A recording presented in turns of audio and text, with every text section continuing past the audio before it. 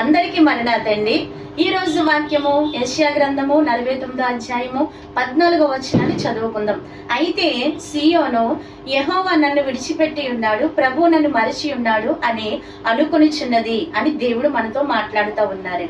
ఇక్కడ సియోను అంటే మనల గురించి. చాలా మంది ప్రార్థించిన తర్వాత జవాబు ఆలస్యం అవుతుంది అనేసరికి వారికి ఏమనిపిస్తుందంట, దేవుడు కూడా నన్ను మర్చిపోయాడు, దేవుడు కూడా నన్ను విడిచిపెట్టాడు అనేటి ఆలోచన కలుగుతూ ఉంటది. నాకున్న శ్రమ ఆయన చూడటం లేదు, నాకున్న కష్టము నా బాధ ఆయనకి తెలియటం లేదని చాలా మంది అనుకుంటూ ఉంటారండి.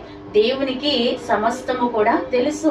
మనం పడుతున్న కష్టము, మన కన్నీరు దేవుడు ఎరిగిన వారే. దైవజను దేవదాసాయి గారు కీర్తనలో రాశారు, కష్టాల మేఘముల వెనుక కలడు నీతి సూర్యుడు. దేవుడు మనల్ని చూస్తా ఉన్నాడండి. కష్టం మేఘం వల్ల ఆవరించినప్పుడు దాని వెనుక నుండి ప్రభు చూస్తా ఉన్నారు. ఎందుకని? తగిన కాలమందు మనకి సహాయం చేసి మనల్ని ఆదుకోవడానికి ఆయన కనిపెడుతూ ఉన్నారు. కనుక మనము ఏమాత్రం విచారపడకుండా, దేవుడు నన్ను విడిచిపెట్టేశాడు, మర్చిపోయాడు, నా ప్రార్థనకు జవాబు లేదు, దేవుడు లేడు అనేటువంటి మాటలు మనం అనుకుండగా, నా దేవుడు నాకు సహాయం చేస్తారు, నాకు మేలు చేస్తారు, నా దేవుని వల్ల నాకు దీవెన ఉన్నది అనే విశ్వాసం కలిగి ఉండండి.